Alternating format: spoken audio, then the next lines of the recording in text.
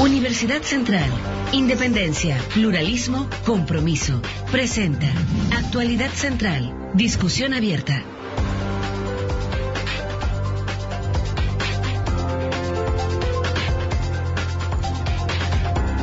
¿Qué tal? Bienvenidos a Actualidad Central. Esta es una discusión abierta, invitación de CNN, Chile y Universidad Central. Periodo electoral y comienzan las ofertas de campaña, las promesas electorales, lo que va a hacer cada uno de los candidatos en caso de llegar a la moneda. Uno de los temas, por ejemplo, educación gratuita, universal, ¿para quién? Mejorar el sistema de pensiones, con dinero del Estado, sin dinero del Estado, reforma tributaria, en fin. Existe plata en Chile, el país tiene plata, así de simple, para poder financiar ciertas promesas electorales, todas las promesas electorales. Bueno, en las últimas horas, el Banco Mundial, el presidente del Banco Mundial, Jim Yong Kim, puso a Chile en la categoría de los países más ricos del mundo, pues el ingreso per cápita supera largamente, ya estamos en 18.000, los 12.616 dólares. En fin, somos un país rico que va a ser rico y tiene plata ¿para qué? ¿Es sinónimo esta riqueza de desarrollo? Bueno, pero ¿qué van a hacer los candidatos con todo este dinero y cómo viene la economía en el último tiempo? Eso lo empezamos a hablar con un panel de lujo, con especialistas de cada uno de los sectores. Saludamos de inmediato a ella, Patricia Morales, porque partimos por las damas, quien es presidenta del Partido Progresista, además es economista de la Universidad Católica de Lovaina. ¿Tenés buenos títulos, Pati? Bueno, se trata de eso. Saludamos por allá a Juan Carlos Monte, economista y diputado del Partido Socialista, miembro de la Comisión de Hacienda de la Cámara de Diputados. Bienvenido. Muchas gracias, pues. Un gusto tenerlo por acá. Gracias. Y saludamos por acá a don Ernesto Silva, diputado UDI y presidente de la Comisión de Hacienda. Expresidente. Expresidente, exactamente. Muchas gracias por la invitación. Expresidente. Me comí el ex acá. Y saludamos, por supuesto, a don Roberto Castro, quien es decano de la Facultad de Ciencias Económicas y Administrativas de la Universidad Central, máster en Ciencias Económicas de la Universidad de Lovaina de Bélgica. También. Oye, Roberto, Chile es un país rico y cuando tú ves las ofertas electorales, dices, sí hay plata. Tendríamos que hacer reformas tributarias, no con lo que hay, como viene la economía, porque estamos, parece que ante un frenazo, ya bajó el IMASEC, de hecho. ¿Cómo lo ves tú? ¿Lo ves con preocupación o ves que las propuestas son aterrizadas en general? A ver, primero que nada partamos por lo que es el contexto económico. Yo diría que hoy día estamos teniendo efectivamente una disminución de la velocidad de crecimiento, lo que se está provocando en general en todos los países emergentes a nivel mundial, y eso tiene que ver con la caída en el crecimiento de China, que se está estabilizando en torno a una cifra en crecimiento del PIB. Por lo tanto, uno diría, lo que viene para el próximo año es una situación más bien de un crecimiento máximo del 5%. Y sobre esa base es donde uno tiene que entrar a pensar si el presupuesto público va a dar para todas las promesas que se hacen. La verdad es que cuando uno promete reformas estructurales como las que se están prometiendo en términos de educación, también tiene que ser reformas tributarias que puedan financiar esas reformas, porque se requieren a lo menos 5.200 o 6.000 millones para financiar una reforma en el sistema educacional. Y eso hay que sacarlo con una reforma que nos permita traer recursos permanentes para financiar acciones permanentes.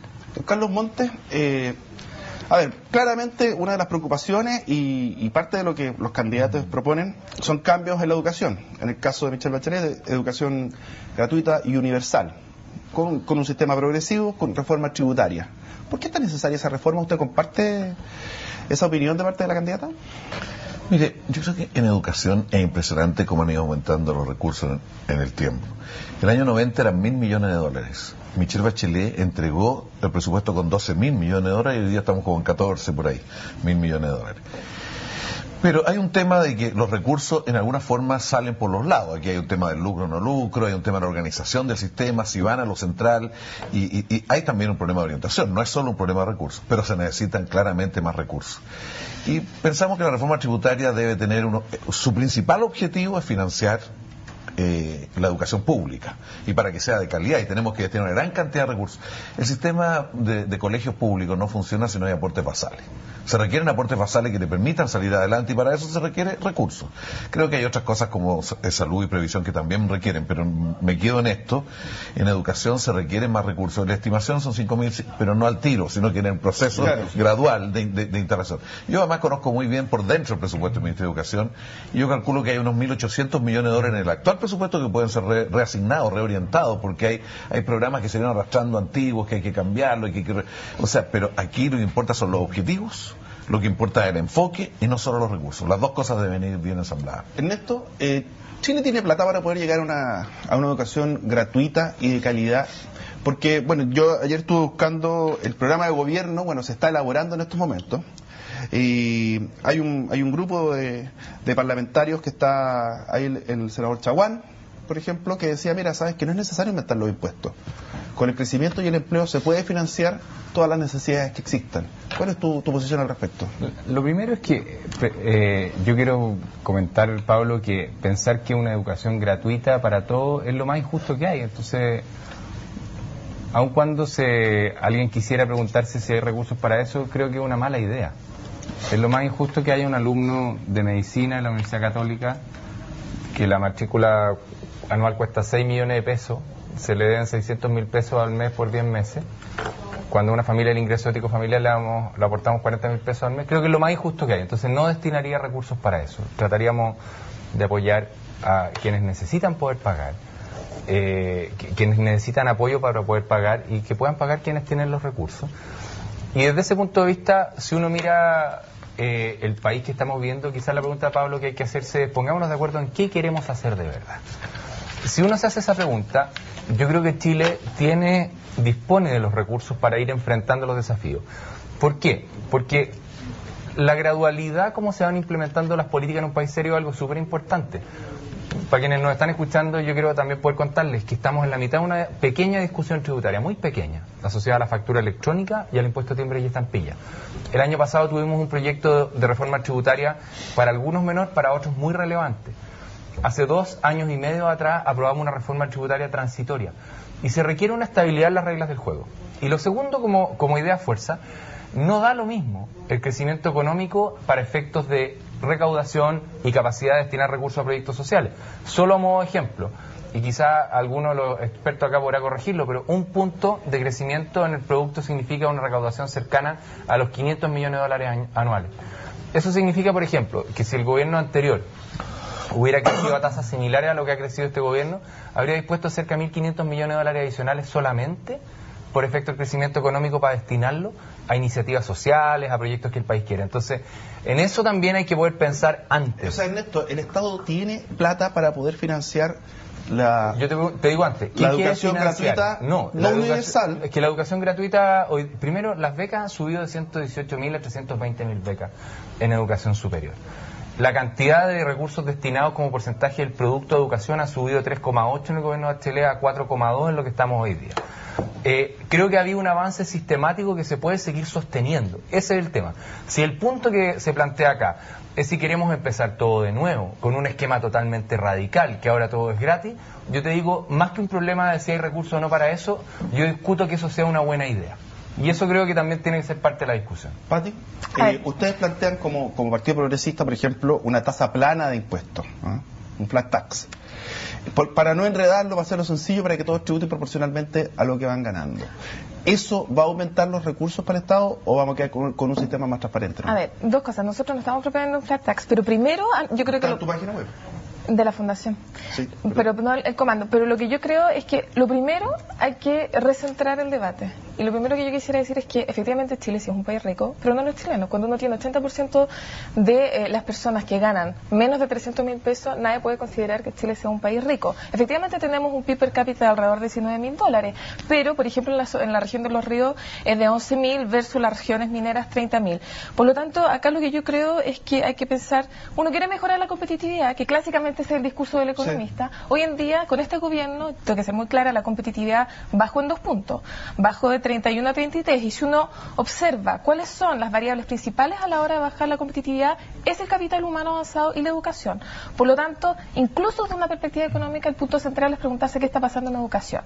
Quiero comentarle al señor Silva que en realidad la educación gratuita para todos no es regresiva.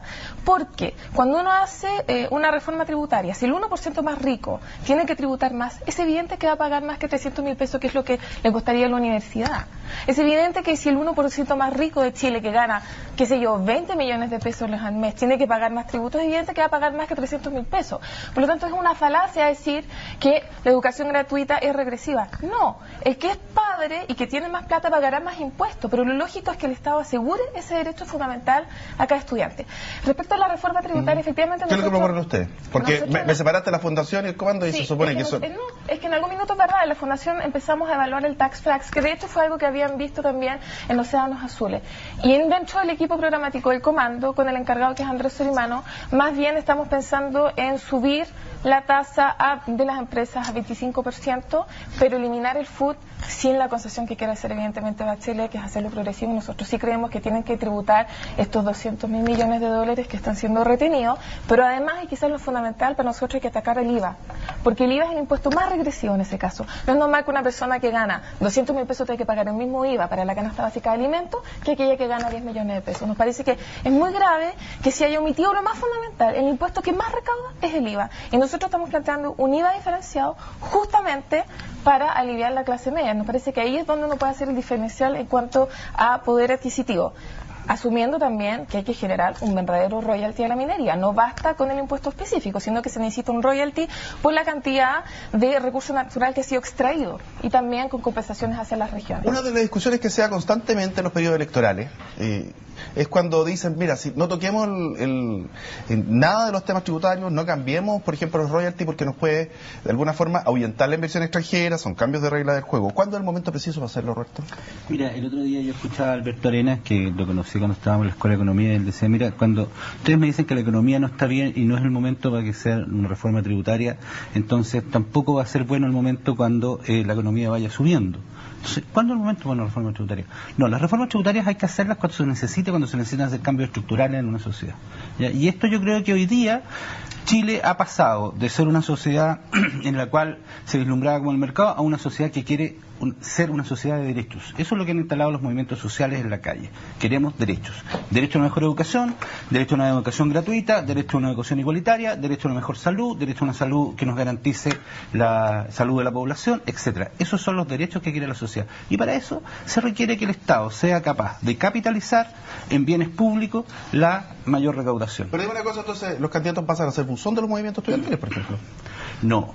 Precisamente los partidos políticos tienen la misión de interpretar, ¿no?, a la población y transformar eso en proyectos políticos viables. ¿Sabe por qué pregunto lo del buzón, diputado? Porque buscando los programas, dicen, no estamos elaborando el programa, pero si yo quiero ser gobierno no voy a tirarme con un programa a solo meses de una elección. Entonces, que buscamos los programas, lo encontraste, delante te decía Roberto, tú que encontraste, saqué en el fondo lo de la fundación, como tú decías, pero pareciera que la hoja está en blanco y la vamos haciendo en el momento como nos va yendo.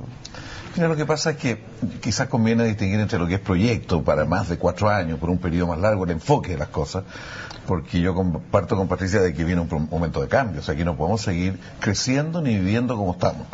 O sea, yo creo que el país ha demostrado que aquí en Chile es muy desigual, con mucho abuso, necesitamos hacer cambios. Y a alguna gente le parece como Ernesto que las cosas están bien, hagamos pequeños ajustes. A otros nos parece que hay que introducirse estos cambios y eso no tengo todo el tiempo para plantearlo. Yo quiero plantear el ejemplo de la gratuidad en la educación. Michelle Bachelet ha planteado de que esto es a 6 años, ¿no es cierto?, que hay un periodo de maduración. ¿Cuánto hoy día recibe ayuda estatal? El 40% de los alumnos hoy día tienen ayuda estatal, el 40% de los alumnos. Falta, para llegar al 100% del 60%, ella plantea una cierta gradualidad. Nosotros, cuando discutimos la reforma educacional, dijimos que había que ir un poco más arriba, en su tonalidad inicialmente. Bueno, yo creo que es importante que se financie con impuestos la educación, porque no puede ser que el que tiene más plata vaya al mercado a comprar mejor educación y el que no tiene, en el caso de educación superior, pero muy válida en educación escolar, y el que no tiene plata tiene que comprar una necesariamente más mala. Es un concepto de cierta equidad. Esto tiene harto enredo, porque para una carrera, para 2 carreras, por cuántos años, ese es otro tema más práctico. Pero yo también quiero agregar un punto en esto. ¿Qué pasa con los médicos? Hoy día los médicos dicen, bueno, yo compré mi carrera porque voy a ir a servir a un consultorio. Entonces hay un concepto de sociedad de por medio. Y lo lógico es que el médico, sea cual sea la facultad, en la Universidad del Desarrollo cualquiera, tiene que tener una responsabilidad social y tiene que asumir, porque la sociedad le da la posibilidad de ejercer como médico.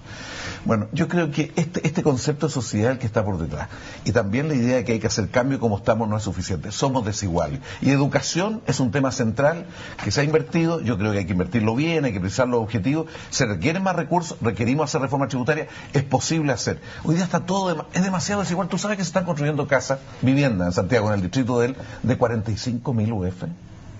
O sea, 2 millones de dólares en una vivienda que están y no pocas, y tienen un mercado. De 160, con un salario mínimo de menos de... O sea, estamos peleando para 200. Lo que decía Patricia, la mitad de los que trabajan hoy día recibe mensualmente menos de 250.000 pesos. Ese es el origen de la desigualdad. Entonces, aquí tenemos que repensar y conversar cómo mejoramos la organización de este país, porque cómo está. Además que hay otro tema, cómo seguimos creciendo, porque eso tampoco está bien resuelto. ¿Cómo seguimos creciendo? ¿A qué tasas? No, pero no solo eso, sino que aquí no basta con aprovechar el viento favorable del cobre, hay que aprovecharlo, pero de una vez por todas tenemos que pasar a tener política industrial. No tenemos política industrial pero mantener los incentivos para que exista este crecimiento, porque... Sí, pero ojo, acá hay dos cosas. Primero que nada, tienes razón de un punto. Este gobierno ha sido sumamente irresponsable porque financió gasto permanente con ingresos transitorios debido al alta del cobre. Por lo tanto, eso obliga además a hacer una reforma tributaria para sostener el nivel de gasto público que hay hoy en día. Si hablamos Espera, que tengo que ir a la pausa. Y Ernesto está, pero así anotando. Voy a volver contigo al tiro, porque tengo que ir a la pausa. O sea, yo creo que esta va a ser una conversación interesante, ya que Patricia, Carlos y Roberto pareciera que tienen una mirada bastante común sobre la necesidad de una reforma tributaria. Sí, no, está bien, y desde ese punto de vista, creo que a la vuelta de la pausa voy a tener la oportunidad de poder argumentar un poco más. Si no eres tú, pero los panelistas, no se trata para nada de eso. Lo que pasa es que cada uno representa tu sector. Sí. Yo te puedo explicar todas mis diferencias. Vamos a ir analizándola en detalle. Yo lo que digo es que aparece de interés que el primer argumento sea que hay que hacer una reforma tributaria, sin que podamos analizar un poco cómo ha sido el progreso del país en estos años. O sea, a mí me llama la atención que cuando se discuta con esta fuerza el nivel de desigualdad y no haya por lo menos el punto de partida de decir, afortunadamente ha sido en este gobierno cuando esa desigualdad se ha ido reduciendo. Cuando se hable de la cantidad, sí eso, o sea, podrá molestar un poco la vuelta, pero espera, que tengo que ir a la pausa. Es que antes de eso, y podríamos, y desde ese punto de vista vamos a tratar de te debo la palabra, te la paso a la vuelta.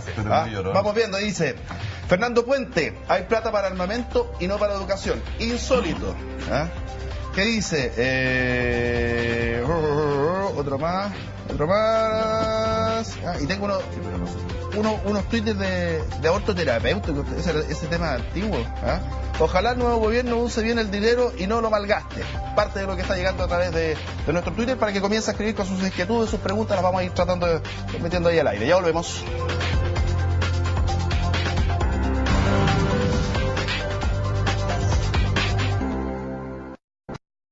De vuelta acá en Actualidad Central.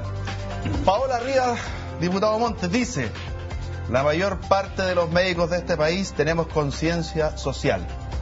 Eso está diciendo. Dice, desafortunado su comentario, le pone. ¿Afortunado? Desafortunado. Bueno, porque hay algunos que no tienen conciencia social, pero es un problema de organización de la sociedad, no es solo de cada persona. Voy contigo, Ernesto. A ver, principalmente el problema, yo podría decir que en términos macro, obviamente Chile no tiene problemas económicos, tiene un problema de desigualdad.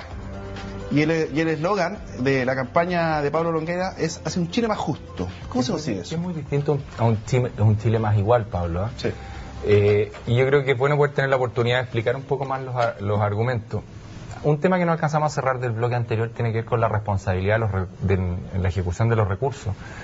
Este gobierno recibió el país con un déficit estructural de un -3, ¿verdad? Y lo está llevando a un -1. Y ha ido cumpliendo una trayectoria que se ha ido desarrollando, que se plantea al inicio de cada gobierno, que también para nosotros es muy importante cómo se cuidan los recursos de los chilenos. Nosotros no hemos zanjado todavía la discusión de cómo creemos que tiene que seguir esto hacia adelante en el próximo gobierno. Mi visión es que nosotros debiéramos mantener ese -1 y no llegar a 0. Creo que el país necesita cierta velocidad en la ejecución de recursos y tratar de corregir eso más todavía no sería tan positivo. Lo segundo es que, y lo plantea Roberto, el Estado tiene que capitalizar. Yo tengo ahí una discrepancia. Creo que mientras más podamos lograr que los recursos estén en las manos de los chilenos y los puedan gradualmente en el tiempo ir ejecutando... En bienes públicos. Los recursos en manos de los chilenos se capitalizan en bienes privados.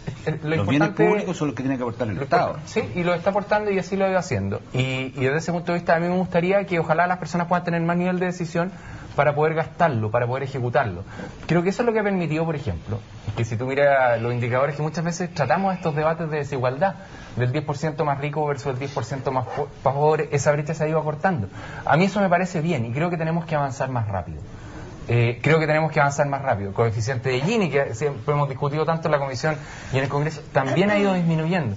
Creo, por lo tanto, que acá hay que avanzar hacia soluciones hacia las personas de manera concreta. ¿Cómo avanzamos más rápido? Por ejemplo, ¿reforma laboral? Reforma laboral, a ver, hay varias cosas que se están haciendo hoy día que yo creo que son positivas. Se ha estado trabajando en el Estatuto de Trabajadores Agrícolas, creo que ha sido una buena manera de ir buscando acuerdos por sector. Siempre nos topamos, Pablo, en el Congreso con diferencias muy profundas cuando se quieren hacer grandes cambios. Por ejemplo, cuando la concertación plantea temas muy fuertes en materia sindical, y mi sector se ha opuesto muy fuertemente, cuando nosotros hemos planteado la posibilidad de dar más espacio de flexibilidad en materia de vinculación laboral, y ha sido la concertación la que estaba en contra. Yo creo que tenemos espacio para conversar. Y hoy día hemos tenido muchas barreras para eso. Creo que ahí hay espacio. Segundo lugar donde creo que hay espacio en materia laboral, en lo que tiene que ver con la inserción laboral de los adultos mayores. Es un tema de especial preocupación para Pablo Longueira. Hoy día hay mucha gente en la etapa de estar jubilando que quiere trabajar, que no tiene las condiciones laborales para poder hacerlo y que le gustaría poder desarrollarlo.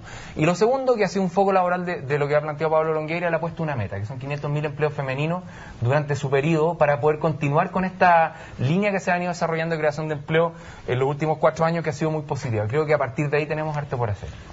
Ya, vaya usted. Sí. Ya. Estoy haciendo lo que me pidiste hacer. voy contigo, Dinámica. Yo creo que antes de hablar de reformas y de cambio hay que plantear qué sociedad uno quiere. Yo estoy convencida que hoy día hay un nuevo Chile, una nueva cultura donde hay derechos que son elementales que debe garantizar el Estado, que son educación, salud y sistema previsional. Me parece excelente que se esté planteando la posibilidad de que adultos mayores reincorporen el mercado laboral a condición de que sea en las mismas condiciones que antes de salir. Pero a mí yo me pregunto ¿qué está pasando con el sistema previsional? ¿Qué está pasando con un sistema como la AFP, que tiene una tasa de reemplazo de 30% en vez del 70% como nos dijeron? ¿Qué está pasando ¿Cuál con es el sistema que te gustaría en eso? Yo en eso, ¿Nosotros? para poder llevar la pero te lo voy a decir discusión... claramente. Sí. Pero ¿cuál es el que te gustaría?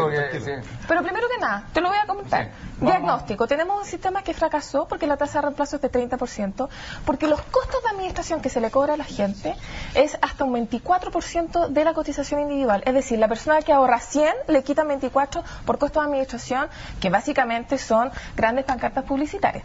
¿Qué es lo que nosotros creemos?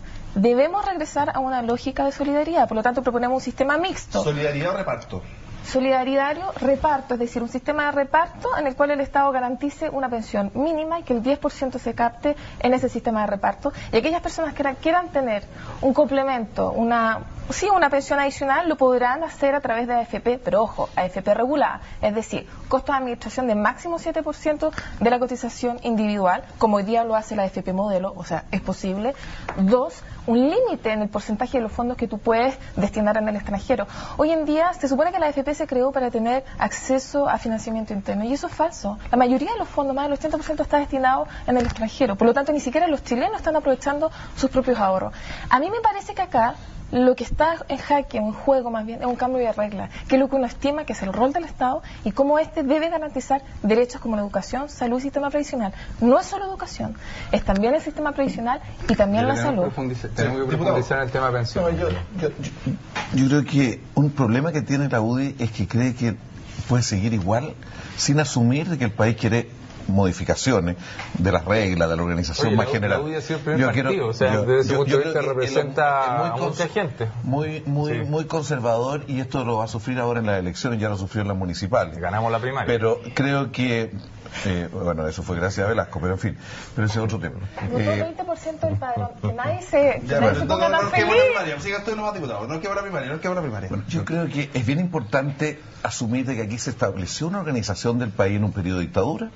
Hay cosas que se han podido corregir y otras que no, hay que se han cometido errores, pero yo creo que hay áreas, por ejemplo, ¿vamos a seguir creciendo solamente por los recursos naturales?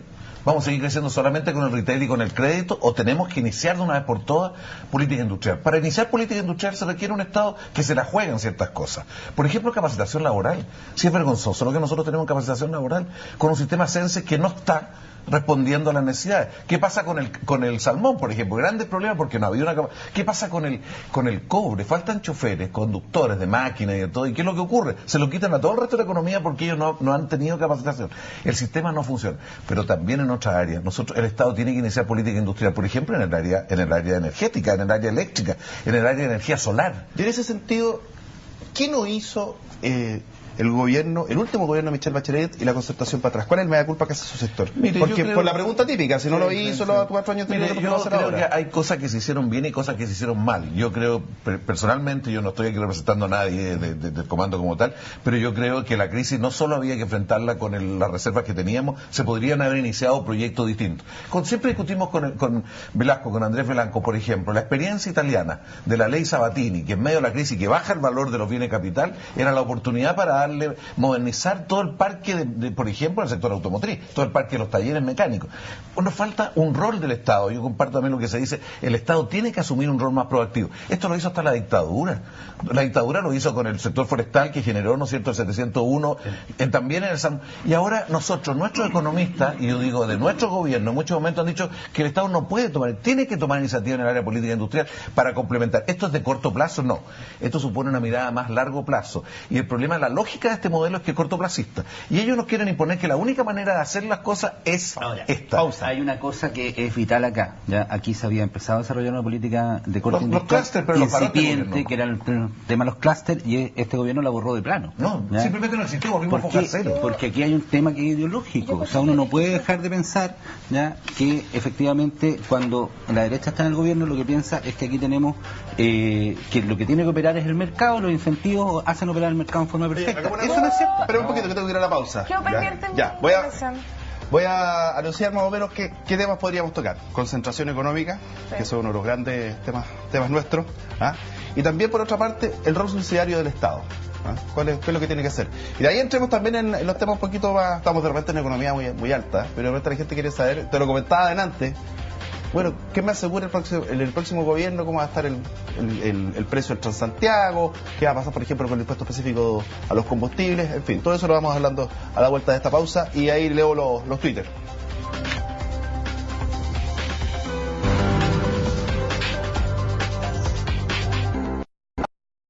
Tranquila, ya, voy a ir con la Pati, después voy con Ernesto, lo vamos a hacer en orden. ¿Qué dicen los Twitter? Ahí vamos a poner algunos en pantalla. Los abusos de empresarios y políticos reventarán el sistema, eso dice Alexis Casanova. Y el otro que dice, mientras la izquierda habla de libertad, la derecha la practica. Ahí está parte de lo que está llegando en los Twitter. Dice, por otra parte, dice, ¿por qué mantener el sistema de AFP si demostró que es un fracaso para los chilenos? Dice Alejandro Valdés. Ya, Pati, está ahí desesperada, dale. Sí, está bien desesperada. No, lo que pasa es que, con todo respeto, Carlos, y esto no es por ti porque entiendo que no hablas a nombre del comando, pero yo creo que acá hay una especie de pecado capital que comete la Concertación. Ciertamente no en los 10 primeros años del regreso a la democracia, porque uno entiende que lo que está en juego es la recuperación de la institucionalidad, pero sí creo que ciertamente en los 10 últimos años de la Concertación, sobre mantener un modelo que en todo caso fue implementado en condiciones de dictadura. Yo creo que el haber puesto a Velasco de ministro de Hacienda demostró muy bien cuál era la convicción sobre el rol del Estado justamente de Michelle Bachelet, y siento que hoy día repito lo mismo con Alberto Arena. Nadie puede poner en duda que finalmente no hubo la convicción dentro de las máximas autoridades de la Concertación, y no estoy hablando del mundo concertacionista porque sé que hay gente que estuvo muy en contra de ese sistema, pero no se hicieron cambios estructurales a lo que es realmente la base, el sustento del sistema de la AFP, tampoco en salud y en educación. Se hizo más gasto, sí, pero no basta con hacer más gasto, tú tienes que focalizar el gasto según el modelo en el cual tú adhieres. Por ejemplo, los hospitales. Lo que está hoy en día en juego es la ley de hospitales concesionados. Y ahí lo que quieren hacer es que hospitales como El Salvador pase a gestión de empresas privadas, pero no solo gestión de los recursos humanos, de los profesionales. No es así, nada que ver con El Salvador. No, el Hospital Metropolitano de la Florida y el Hospital Metropolitano de Maipú, en la línea del CRE, es otra cosa, es otro proyecto.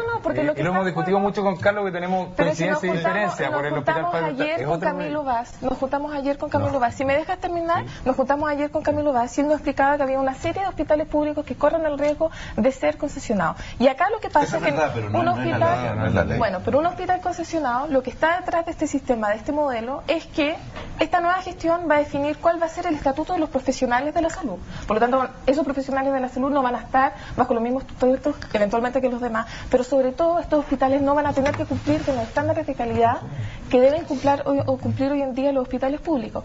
Y ese modelo viene desde siempre. Ernesto. Sí, varias cosas. Carlos hacía un comentario que decía que la UDI es un partido que tiene sus creencias, las plantea, ha convencido primera mayoría en el país, y yo en eso invito a respetar. Yo soy súper respetuoso de las opiniones que tiene el Partido Socialista, de debatirla, de discreparla, pero no voy a decir nunca que por el hecho que lo diga el Partido Socialista es algo malo o es algo que... Yo creo que eso hay que tenerlo cuidado entre nosotros, porque vamos a descuidar un poco la política. Y creo que la UDI ha sido un partido que desde las convicciones ha ido promoviendo cambios e incorporando nuevas personas a aportar. En el tema de las pensiones, yo creo que ese debate es un debate muy difícil para las sociedades. Es muy difícil porque es muy fácil vender una promesa fácil de un político, de resolver el día de mañana que vamos a entregar ciertos recursos, versus poder tomar esto con la dificultad y la seriedad que implica el hacerse cargo de que una generación que están haciendo hoy día tiene una expectativa de vida, según algunos expertos en longevidad, de ya 100 años, donde la vida laboral está alcanzando cerca de 30 y la expectativa de vida posterior de 40. Desde ese punto, y donde además tenemos un sistema de pensiones con virtudes y defectos, que lo que lleva son 32 años de implementación, ni siquiera un ciclo de 40 años como es propio de una vida... Estáis pagando el pato como una, del día, como una vida... ¿Qué virtud tiene? Es que me gustaría poder plantearlo. Primera cosa, lo que tiene es que permite que las personas puedan ahorrar en su cuenta capitalización individual y hoy día tengan en sus recursos, no en la promesa que puede hacer un político como Marco, como Pablo Longueira, como Michelle Bachelet, como el que sea, tienen en su cuenta recursos que les permiten hacerse cargo de su pensión futura. Son de ellos. A diferencia de lo que existe en un sistema mixto de reparto, donde una parte importante de los supuestos recursos son una promesa que el Estado cumplirá o no dependiendo de tener los recursos, como lo que está sucediendo. ¿Cómo van a incorporar ustedes en la UDI, el programa de gobierno, los planteamientos de aportes que hizo Andrea Alamán, lo que hizo Velasco y lo que propuso Orrego? ¿Va a haber algo de esa incorporación? Sí. ¿Están dispuestos? Sí, mira, varias cosas desde ese punto de vista. Los equipos de Pablo Longueira se están reorganizando en estos días. Va a haber un nuevo líder programático, donde se van a incorporar también, esperamos, los equipos de Andrés Alamán, los institutos. Y desde ese punto de vista me gustaría mencionar algunos ejemplos de temas que hay que estudiar. Ya. Por ejemplo, Andrés Velasco, muy corto, Andrés Velasco planteó en el tema de la ISAPRE un plan único para todos los cotizantes de FONASA y de ISAPRE, en el tema que ha estado discutiéndose ahora. Yo creo que tenemos que estudiar esa medida acompañada de seguros adicionales para hacernos cargo, por ejemplo, de la problemática que está hoy día. Ese me parece un ejemplo de los puntos que tenemos que abordar. Don Carlos Montes, después va a ir con Roberto. Mira, yo creo que el tema de la historia de los 20 años es materia de un debate. Yo creo que ese es un proyecto que jugó un papel, se cometieron errores muy importantes que estuvieron en los sustantivos de cosas que se hicieron, como los temas que tú señalaste al comienzo. La concentración fue propia de una forma de crecer, de una forma de hacer las cosas, y la desigualdad no fue un objetivo de enfrentarla, se mantuvo y se enfrentaron los temas de pobreza. Pero mira, yo cuando me refiero a la UDI en esto es porque creo que la UDI es parte de un cuadro político nacional que tiene una visión, que la ha jugado y que la instaló en un contexto de dictadura y la ha jugado para que el país camine para allá, y quien no está con ello, quien no está con esa visión son todos, no sé, gente equivocada, ¿no? La única visión. Yo creo que es muy importante que el país entienda que la camisa principal de fuerza para reformar la Constitución y para democratizarla y terminar con el binominal, terminar con el Estado subsidiario, que es algo anacrónico, que no existe en ninguna parte del mundo, es la UDI, más que RN, porque por lo menos la mitad de RN estaba a favor de estos cambios y no hemos hecho los votos suficientes. Bueno, por ejemplo, en lo que estamos hablando ahora, en el mundo entero los cuasimercados, Chile se toma como un ejemplo que los cuasimercados en educación, en salud, en vivienda y en previsión no funcionan. Los cuasimercados. ¿Qué significa esto? Pensar que echar a competir los colegios a mejorar la calidad de la educación. Se demostró en Chile que llevamos 33 años con eso. Se demostró en Chile que no funciona. Echar a competir los hospitales para que esto funcione no funciona. funcionado. Aquí se requiere proyecto de país, para haber roles de actores públicos y roles de actores privados, pero se requiere empujar en su conjunto. Yo creo que hay una visión distinta de la sociedad, de la organización. En el caso previsional, yo comparto de que esto no es una cosa así de la noche a la mañana, no es decir, se acabó esto y mañana. Yo creo que hay que establecer un cierto proceso de transición. O sea, aquí están en juego 170.000 millones de dólares, que tenemos que ver muy bien cómo se enfrenta. Yo creo que el sistema actual ya fracasó, no funciona, hay que ir a un sistema de reparto distinto. ¿Cómo se va a hacer eso? Creo que la AFP estatal es muy importante para caminar para allá, porque es un momento en que los 160 no están en mano cualquiera. Pero con la AFP estatal usted va a solucionar el problema. Un problema. Ahora voy con Roberto. Perdón, no cambian las jubilaciones, pero asegura que bajan las comisiones y se administra una parte distinta. Pero hay que preguntar quiénes pondrían sus recursos en la AFP estatal. La mayor parte de los chilenos. Para mí, claramente, en el tema de las AFP y las pensiones, aquí es un tema que es muy complejo, en eso yo coincido con Ernesto. Sin embargo, yo creo que aquí lo primero que hay que hacer es pensar en qué es la AFP. La AFP es una gran caja recaudadora. Y lo que hace es que esos recursos que recauda los aprovechan unos pocos, que son los grupos económicos que controlan esta AFP, y los invierten en sus empresas. Entonces, es una falacia decirle que yo tengo algo en mi cuenta individual. Es una falacia decir que yo tengo algo en mi cuenta individual, porque finalmente estoy dependiendo de decisiones de un grupo de inversión en relación a los papeles que administran mi cuenta. Ahora pregunta, quiero ir a otra cosa. Como que ninguno de los candidatos, ninguno de los candidatos yo he visto, o a lo menos he leído, que ingresen directamente en el tema de la concentración económica. Mi pregunta para ti, Roberto, en tu calidad de académico, ¿no? Yo me gustaría hablar después de lo que ha dicho Pablo Longueira siendo ministro, con dos fusiones y después en temas de fiscalía y en temas de CERNAC, porque ahí yo creo que ha habido una mirada muy importante. A mí distorsiones que provocan la concentración, y me gustaría, ¿sabes qué? Que explicar en dos palabras qué es lo que es la concentración económica, porque a veces los televidentes dicen, un poquito. Rapidito, mira, aquí hubo un proceso de privatización de todo lo que en economía se llama las utilities, que son aquellas empresas que habitualmente están en manos del Estado y que sirven para recaudar recursos todos los meses. Son una gran caja recaudadora. La luz o la electricidad, el gas, el agua, ¿ya? Y en este caso la ISAPRE y la AFP. A todos tenemos que pagarle todos los meses un porcentaje de nuestro sueldo. Esos recursos que recogen, ¿ya? En la medida que esto esté en manos privadas y además muy concentrado en grupos económicos, ¿ya? Chile tiene un mercado muy pequeño en eso, ¿ya? Lo que hace es que esos grupos lo administran y lo van concentrando en sus propias empresas. Entonces, claro, yo tengo en mi cuenta algunos millones, no sé cuánto será a esta altura, que efectivamente me rinden una cierta rentabilidad. ¿De qué depende esa rentabilidad? De decisiones que toma un grupo económico de inversión, en el cual ellos verán dónde está su mejor inversión, dentro de una regulación que le pone en este caso, la Superintendencia de AFP. Ahora, pero dentro de esa regulación yo puedo elegir invertir en mi empresa o puedo elegir invertir en la empresa de mi amigo. O una muy riesgosa también. Eso está más regulado por la Superintendencia de la AFP en función de los fondos, digamos, y eso ha hecho además que el sistema se mueve como una manada. Si tú miras la rentabilidad de los fondos, no hay diferencias de más de un punto y medio en la rentabilidad que tienen las AFP en los distintos fondos. ¿Y eso qué significa? Que todos hacen lo mismo. Entonces no me digan a mí que están velando por sacarle la mayor rentabilidad a mis recursos. No es cierto, están velando por sacar la mayor rentabilidad para sus propios fines. Yo quiero agregar algo en el sentido de lo que dice Roberto. De verdad, en esto el tema de la AFP es escandaloso. O sea, lo que estamos viendo en estos últimos 2 años, después de la crisis sobre todo, es que tenemos utilidades de las AFP para sus propios directorios y dueños, paranormales, y rentabilidades negativas. Si tú estás en el sistema de AFP, sabrás, al igual que todo, que la AFP está teniendo rentabilidades negativas, no así las utilidades. O sea, el sistema ni siquiera... el acumulado desde que empecé a cotizar. El sistema, el ciclo económico es el que va cambiando. No. Los directorios y los dueños de la AFP no están afectos a las crisis. Pero mis propios ahorros sí. Entonces acá el problema es que no tenemos un sistema corresponsable. ¿Cuál es el problema? Entonces, ¿con lo de los directores o con el sistema de rentabilidad? Para que podamos analizar un poco cuál... Déjame hablar y te comento. Pero para poder entender, mi problema es que yo estoy convencida que este sistema fracasó. ¿Pero por qué? Porque entre otras cosas no hay corresponsabilidad. Acá no hay ningún incentivo a tener una buena gestión porque los ahorros, las pensiones de todo pueden tener rentabilidad negativa y tú sigues teniendo utilidades paranormales. puedes tener comisiones que van desde el 7% al 24%, trátese la AFP Modelo, Cuprum, Plan Capital, cambian todo, y perdóname, o sea, más del 20% de tus ahorros mensuales que se van a gastos de publicidad.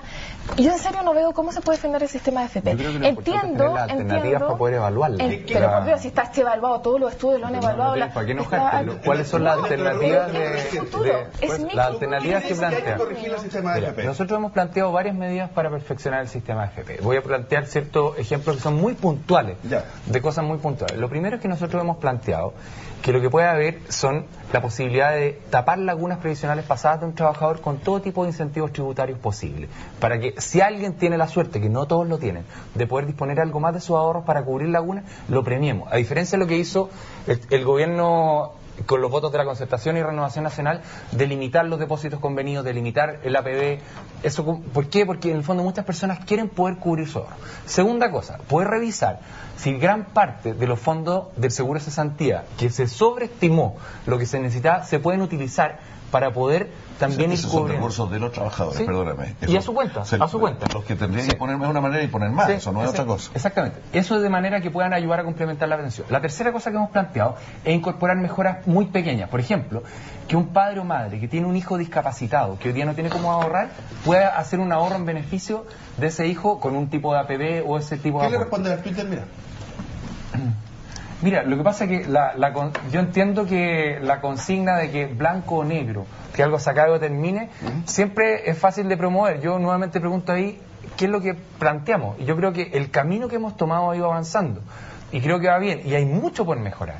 Esto no va a terminar, no se va a solucionar, sea con un sistema de reparto, un sistema mixto, un sistema de FP, lo que sea, si es que no gradualmente no revisamos cuántos años más imponemos los trabajadores, cómo se formalizan las relaciones laborales para que no haya, y esto es una propuesta de Pablo Longueira, un fin a las cotizaciones mentirosas. La cantidad de personas que se le cotiza por menos de lo que de verdad trabaja y se le paga es indignante. Pero eso son y eso también lo podemos... Eso también es una medida. Déjame una cosa, tengo que ir a la pausa. Diputado, volviendo, voy con usted para pagar cualquier deuda que tenga. Estamos con algunos de los Twitter, que es lo que dice Carmen Borbarán. Dice: AFP y SAPRE, nuevo botín económico del sistema neoliberal aceptado por la Alianza y la nueva mayoría. Marcel Clos dice: la solución es que se termine la NFP. No, perdón, ese es R. Campos Roja, que estaba ahí, pero que ahí en su ícono, no, en su ícono está el logo de Marcel, de Marcel Clos. Y Fernando Puente, como siempre, nosotros vamos a terminar pagando las promesas políticas, es lo que nos señala. Ya volvemos.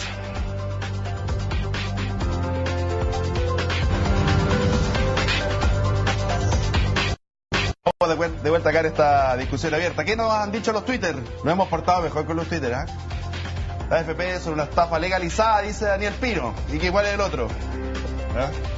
Que ahora está la Ceci Roble acá con los Twitter y la cosa cambió. Uno aprieta un botón rojo, el botón de pánico, y los pone ahí.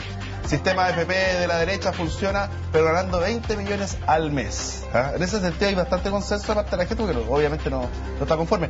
Tenía un sistema de reparto que le muestre la alternativa. Claro. Eso es lo que pasa, Pablo. ¿Cuánta alternativa? Diputado Montes. Es mala fe. Mire, yo creo que claramente el sistema AFP fracasó. Y aquí tenemos que pensar en que esto tiene que cambiarse el sistema previsional. Ahí tiene que haber un cambio muy profundo. El sistema de capitalización individual puro, como es el chileno, no funciona. Y esto no hay ningún país que tiene un sistema de capitalización. Este es el único caso extremo. Todo lo demás que adoptaron elementos de esto fue combinando con un sistema de reparto. Y este es un sistema, como ahí decía, que hay que tener muy alta renta y muy estable la renta para tener. Esto no funciona.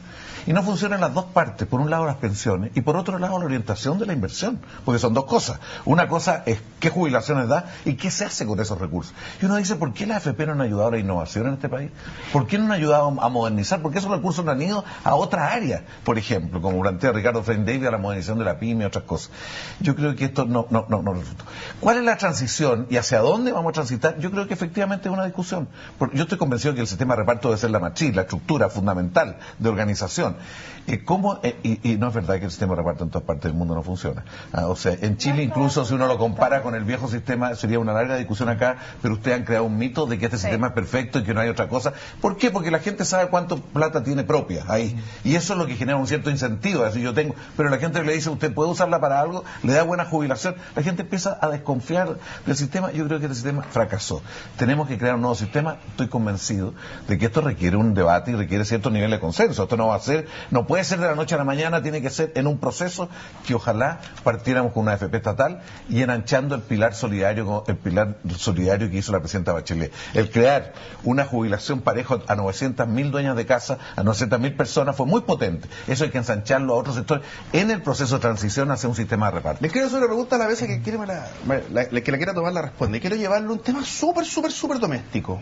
El más doméstico de todos. ¿Cómo podemos nosotros, por ejemplo, uno de los grandes problemas que se produce en el día a día de las chilenas y de los chilenos es el alto precio de los alimentos?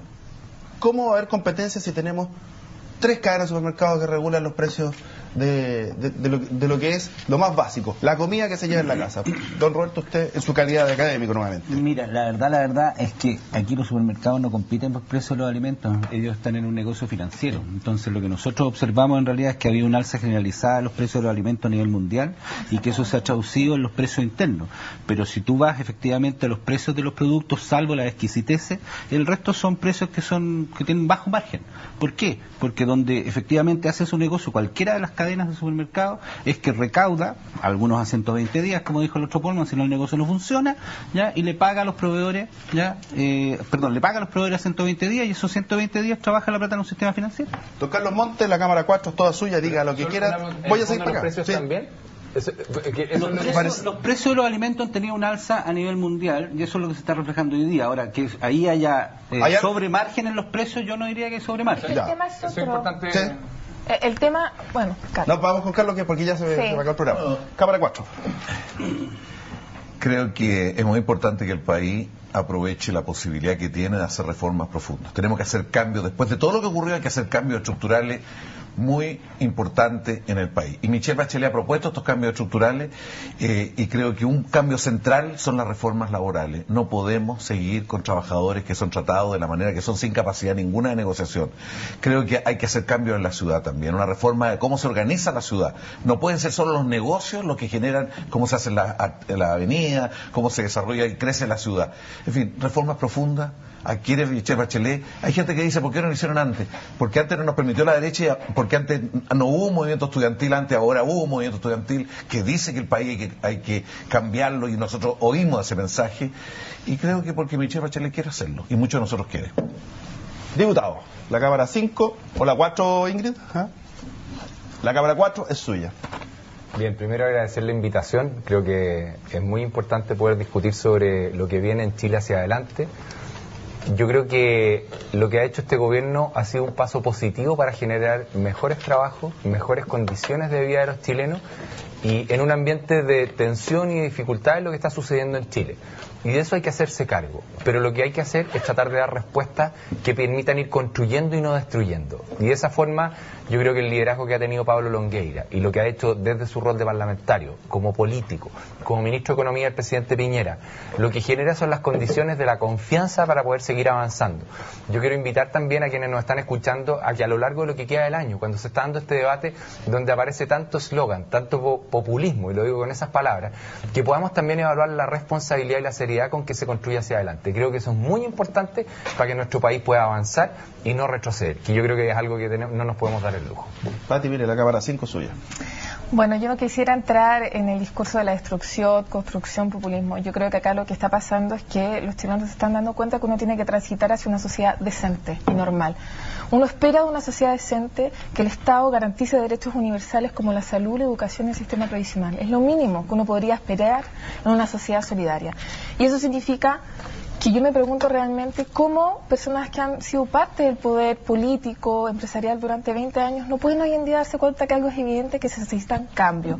Cambio es educación pública, gratuita, de calidad. Todos entendemos que los cambios no se hacen de la noche a la mañana y que son transitorios, pero es la voluntad y la convicción de tener el cambio, no estar dudando en el camino. Y lo mismo pasa a terminar con las FP. La FP estatal no sirve, porque sigue siendo un sistema que no es solidario. Acá lo que hay que hacer es transitar un sistema mixto con una base de reparto solidaria, y la gente que quiera tener una pensión adicional irá a la AFP fuertemente regulada. Y lo mismo en salud, hay que preservar el derecho universal a la salud pública. La gente que tenga más ingresos irá a la privada, pero no podemos entregarle a privado la gestión, manejo y calidad de bienes que sabemos no ha funcionado. Roberto, la cámara 5. Bueno, la verdad es que yo no voy a llamar a votar por nadie porque la verdad, aquí hay que pensar que Chile es una sociedad que está avanzando hacia el progreso. ¿Cuál es la imagen que tenemos que tener en la mente? Es la imagen de los países escandinavos, de la OCDE, a donde pertenecemos. Si ustedes van a votar el día de mañana, háganlo por la gente que les promete un camino de mejor bienestar, pero que está efectivamente financiando esa propuesta con responsabilidad. De lo contrario, nos vamos a perder la oportunidad de llegar a ser un país desarrollado. ¿Estamos cerquita de ser desarrollados? Estamos muy cerca de ser desarrollados. Ayer nomás fuimos elevados a la categoría de ingresos de país de ingresos altos. Tener lucas no significa ser desarrollado. Pero las desigualdades son... ¿Se tiran un pronóstico para primera o segunda vuelta para las próximas elecciones? ¿Usted cómo cree que le irá a Michelle Bachelet? ¿Primera o segunda vuelta? Mire, yo creo que hay que hacer una campaña para que mucha gente se comprometa en la elección, pero también después. Y no estoy en condiciones de decir ningún pronóstico. Yo creo que muy probable va a salir en primera vuelta, pero depende mucho cómo se desarrollen las cosas. ¿Cómo ves tú? Mis deseos, obviamente, que tengamos una segunda vuelta donde podamos tener más tiempo para poder permear el país con nuestro discurso. Eso es lo que espero. ¿El caso suyo, Pati? ¿Cómo ve la cosa? Yo realmente creo que es el momento del progresismo y en segunda vuelta vamos a estar. Ahí vamos a estar. ¿Tú crees que va a ser la segunda vuelta? Sí. ¿Con quién? Eso ya es problema de este lado. Roberto, muchas gracias. Muchas gracias, señores, por habernos acompañado en esta actualidad central. Una discusión abierta que, como lo decimos siempre, es partir a la invitación de CNN en Chile y de Universidad Central. Gracias y, por supuesto, nos encontramos el próximo fin de semana con otro capítulo a la misma hora y en este mismo canal. Universidad Central. Independencia, pluralismo, compromiso. Presentó Actualidad Central. Discusión abierta.